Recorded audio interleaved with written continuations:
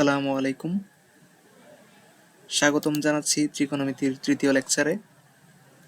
প্রথম লেকচারে আমরা আলোচনা করেছিলাম সমকোণী ত্রিভুজ নিয়ে। দ্বিতীয় লেকচারে আমরা সমকোণী ত্রিভুজ সম্পর্কিত একটি উপপাদ্য, পিথাগোরাসের উপপাদ্য নিয়ে আলোচনা করেছিলাম। আজকের লেকচারে আমরা ত্রিকোণমিতিক অনুপাত নিয়ে আলোচনা করব। অ্যাকচুয়ালি আমরা ত্রিকোণমিতিক অনুপাতগুলো আজকে আবিষ্কার করব। তো সেজন্য যথারীতি আমাদের একটা সমকোণী ত্রিভুজ দরকার। আমরা একটা সমকোণী ত্রিভুজ নিয়ে নিলাম। এই সমকোণী ত্রিভুজের এটা হচ্ছে সমকোণ, আর ধরে নিলাম আমরা এটাই হচ্ছে আমাদের সূক্ষ্মকোণ, যার নাম হচ্ছে থিটা। ওকে, তাহলে আমরা নিশ্চয়ই বুঝতেই পারছি সমকোণের বিপরীত বাহুকে আমরা অতিভুজ বলি। তারপর থিটার সাথে যে বাহুটা থাকে তার নাম কিন্তু ছিল সন্নিহিত বাহু অথবা ভূমি, আমি লিখলাম ভূ। আর থিটার বিপরীতে যে বাহু থাকে তার নাম ছিল লম্ব বা বিপরীত বাহু, আমি লিখলাম ল। এই নামকরণগুলো আমরা লেকচার 1-এই শিখেছিলাম। আজকে আমরা যা করব তা হচ্ছে এদের অনুপাত নিব, আমাদের ইচ্ছা মতো এদেরকে ভাগ করব। তো প্রথমে আমি একটা কাজ করি। প্রথমে আমার ইচ্ছা হইল আমি লম্বকে অতিভুজ দ্বারা ভাগ করব, এটা আমার ইচ্ছা হইল। লম্বকে আমি অতিভুজ দ্বারা ভাগ করব। লম্বকে অতিভুজ দ্বারা ভাগ করলে অর্থাৎ লম্ব এবং অতিভুজের যে অনুপাত, এই অনুপাতটাকে আমি নাম দিচ্ছি সাইন। আমার ভালো লাগলো তাই দিলাম। লম্বকে অতিভুজ দ্বারা ভাগ করলে যা পাবো তা হচ্ছে সাইন। আচ্ছা, এটা একটা অনুপাত গেল। দ্বিতীয় অনুপাত আমরা যেটা করতে পারি সেটা হচ্ছে, আমার আবার ইচ্ছা হইলো আমি ভূমিকে অতিভুজ দ্বারা ভাগ করব। ভূমিকে অতিভুজ দ্বারা ভাগ করব, তাহলে কি পেলাম? ভূমিকে আমরা অতিভুজ দ্বারা ভাগ করতেছি, অর্থাৎ ভূমি আর অতিভুজের অনুপাত, এটাকে আমরা নাম দিতে পারি কোসাইন, সংক্ষেপে কস। এটা লিখলাম আমি। 3 নম্বরে আসি। এবার আমরা একটা কাজ করতে পারি, সেটা হচ্ছে লম্ব। লম্বকে আমরা ভূমি দিয়ে ভাগ করতে পারি। লম্বকে যদি আমরা ভূমি দিয়ে ভাগ করি তাহলে আমরা যেই জিনিসটা পাবো তার নাম আমি আমার ইচ্ছা মতো দিলাম ট্যান থিটা। আমার ভালো লাগলো, আমি ট্যান থিটা দিলাম। ওকে, এরপর আবার আসি। আমি লম্বকে অতিভুজ দ্বারা ভাগ করছিলাম, এবার তার উল্টা কাজ করলে অতিভুজকে লম্ব দ্বারা ভাগ করি। 4 নাম্বার দিয়ে আমি, সরি, হ্যাঁ 4 নাম্বার দিলাম। অতিভুজকে লম্ব দ্বারা ভাগ করি, এবার উপরে থাকবে অতিভুজ, নিচে হবে লম্ব। এটা করলে আমরা কি পাবো? নিশ্চয়ই সাইন পাবো না। সাইন ছিল লম্ব বাই অতিভুজ, এটা হয়ে গেছে অতিভুজ বাই লম্ব, তার মানে এটার নাম হবে কোসেক, কোসেক থিটা। তারপরে চলে আসি 5 নম্বরে। 5 নম্বরে আমরা আমাদের ইচ্ছা হইল যে কস থিটা সমান ছিল ভূমি বাই অতিভুজ, ভূমিকে অতিভুজ দ্বারা ভাগ করলে আমরা কস থিটা পেয়েছিলাম। তার উল্টা কাজটা করি, আমরা অতিভুজকে ভূমি দ্বারা ভাগ করি এবার। তাহলে লিখলাম উপরে অতিভুজ, নিচে ভূমি। এটা সমান আমরা কি পাবো? এটা সমান যা পাবো তাকে আমি নাম দিলাম, নিশ্চয় কস হবে না, কজের উল্টা হবে। এবার কজের উল্টা কি? আমার মন চাইলে আমি কজের উল্টা দিব হচ্ছে সেক, আমি দিয়ে দিলাম সেক থিটা। এরপর 6 নম্বরে আসি। আমরা একটু ট্যানের কাছে ফিরে যাই। লম্বকে ভূমি দ্বারা ভাগ করলে আমরা পেয়েছিলাম ট্যান থিটা। এখন আমি তার উল্টা কাজটা করি, ভূমিকে লম্ব দিয়ে ভাগ করি। তাহলে লিখছি আমি ভূমি ভাগ লম্ব। যেটা পাবো তার নাম কি? নিশ্চয় ট্যান হবে না, নিশ্চয় ট্যান হবে না, তার নাম হবে ট্যানের উল্টা। তো ট্যানের উল্টা যে নামটা দিব আমরা তার নাম হচ্ছে কট, কট থিটা। তো আমাদের ইচ্ছা হইলো আমরা অনুপাত নিলাম, সমস্যা তো নাই। কিন্তু আমাদের ইচ্ছা হইলে আমরা নামকরণ করে ফেললাম, তা তো নিশ্চয় না। নামকরণ তো আমাদের ইচ্ছা অনুসারে হয়নি, আর নামকরণ বিজ্ঞানীরা বা গণিতবিদরা করেছেন। তো এগুলো আমাদেরকে মনে রাখতে হবে, নামগুলো আমাদেরকে মনে রাখতে হবে। লম্বকে ভূমি দিয়ে ভাগ করলে কি হবে, অথবা ভূমিকে অতিভুজ দিয়ে ভাগ করলে তার নামটা কি হবে, নামগুলো আমাদেরকে মনে রাখতে হবে। তো এই মনে রাখার টেকনিকটা কি? মনে রাখার টেকনিকটা হচ্ছে, যেগুলো আমরা মনে রাখবো কেমনে? মনে রাখবো হচ্ছে আমরা এই টেকনিকটাই দিয়ে। তোমাদের জন্য একটা লাইন আমি দিচ্ছি, যেটা হচ্ছে তোমরা একটা কবিতার লাইন মুখস্থ রাখবা, যেটা হচ্ছে সাইন কস টেন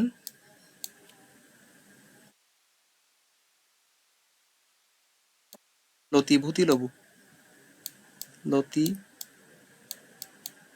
ভূতি লঘু।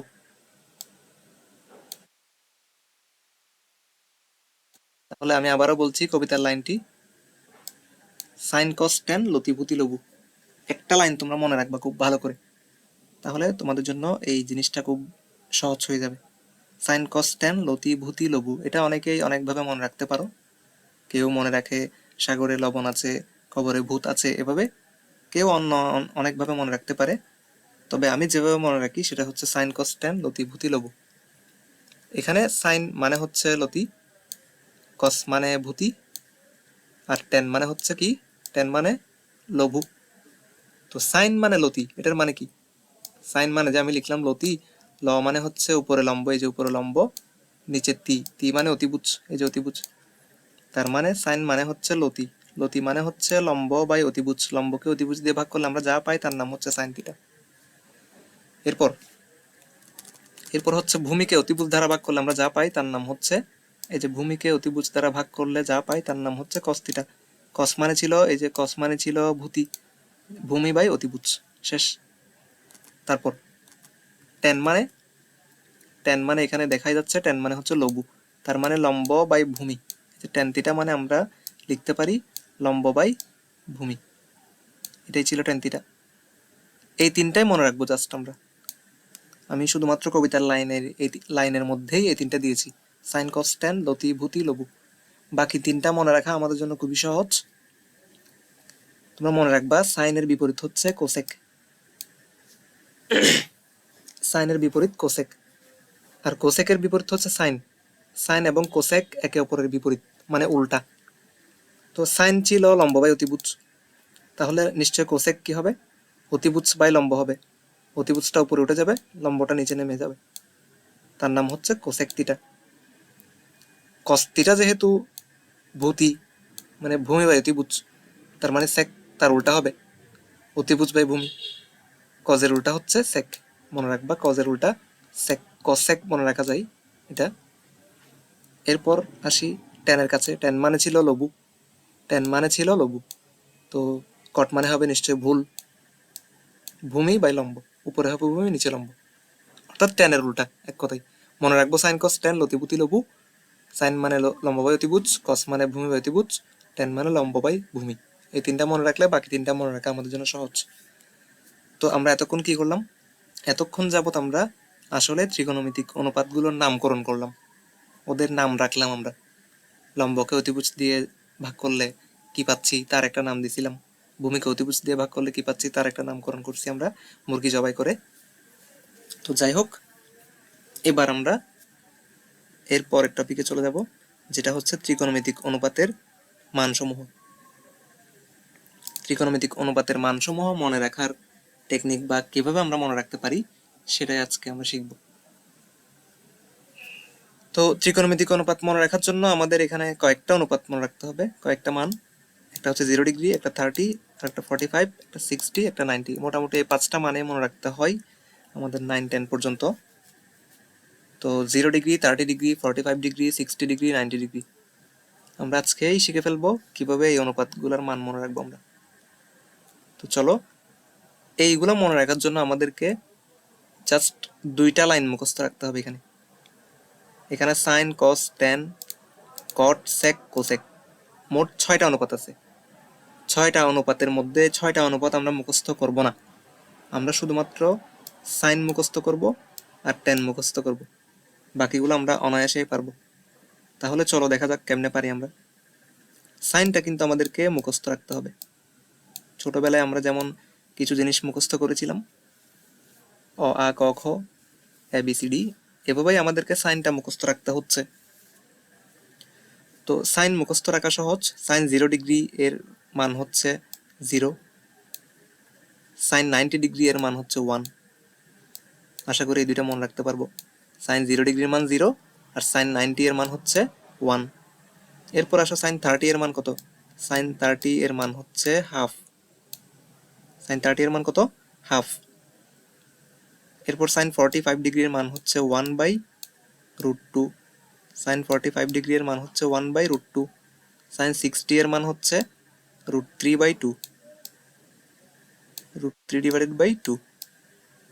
তো এটা আমাদেরকে কষ্ট করে মুখস্থ করতে হবে। সাইন 0 ডিগ্রির মান 0, সাইন 30 এর মান হাফ, সাইন 45 এর মান 1/√2, সাইন 60 এর মান √3/2, সাইন 90 এর মান 1। তোমরা আমার সাথে আবারও প্র্যাকটিস করতে পারো একবার।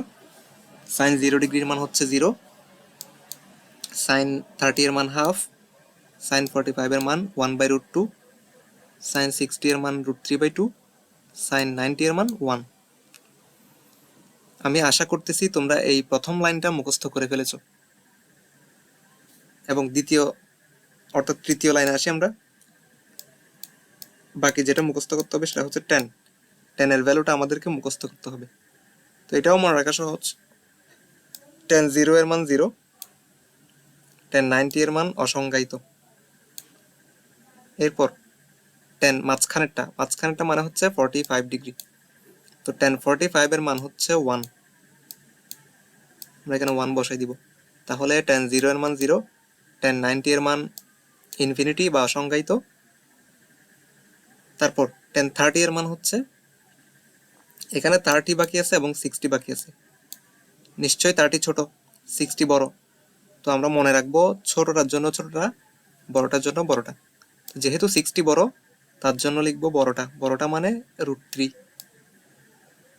আর যেহেতু 30 ছোট, 30 এর জন্য লিখবো ছোটটা। ছোটটা মানে হচ্ছে 1/√3। আশা করি বোঝাতে পেরেছি। এই দুইটা লাইন আমরা মুখস্থ রাখতে পারলেই বাকি অনুপাতগুলো আমাদের জন্য খুবই সহজ হয়ে যাবে। তখনই সহজ হবে যখন আমরা সাইন এবং tan এই দুইটা অনুপাত মুখস্থ রাখতে পারবো।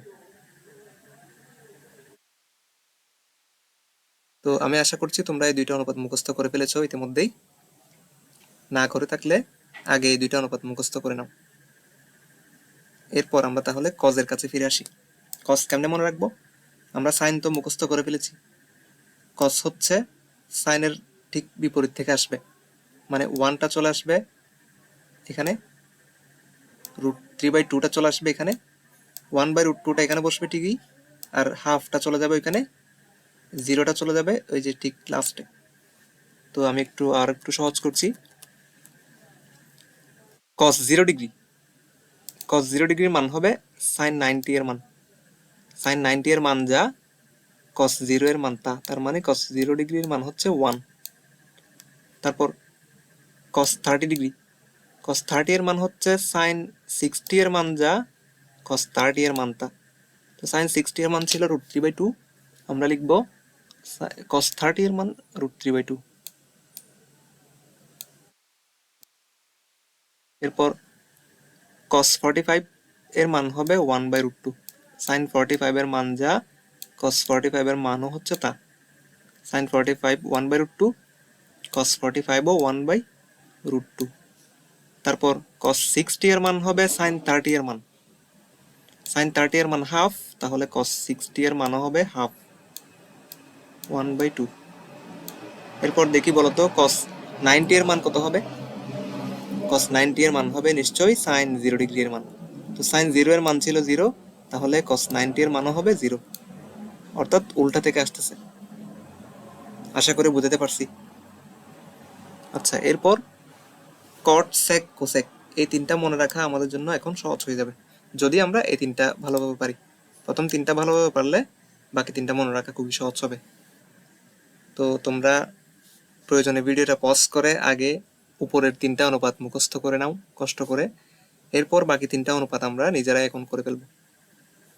তো আশা করতেছি তোমরা মুখস্থ করে ফেলেছো ইতিমধ্যেই। তাহলে কটের মধ্যে ফিরে আসি আমরা এবার। কট 0 ডিগ্রি, যদি আমাদেরকে কট 0 ডিগ্রির মান বের করতে বলে, আমরা জানি কটের বিপরীত হচ্ছে ট্যান। কটের বিপরীত কি? ট্যান। এটা অবশ্যই মনে রাখতে হবে আমাদেরকে। আমি একটু তোমাদের সুবিধার্থে একটু বিপরীত জিনিসগুলো আবার বলে দিই। সাইন, প্রথমে আমরা শিখছিলাম সাইন। সাইনের বিপরীত হচ্ছে কোসেক। সাইনের বিপরীত কোসেক, অর্থাৎ সাইনের উল্টা হচ্ছে কোসেক, আবার কোসেকের উল্টা হচ্ছে সাইন। আশা করি বুঝাতে পারছি। তারপর কজের বিপরীত হচ্ছে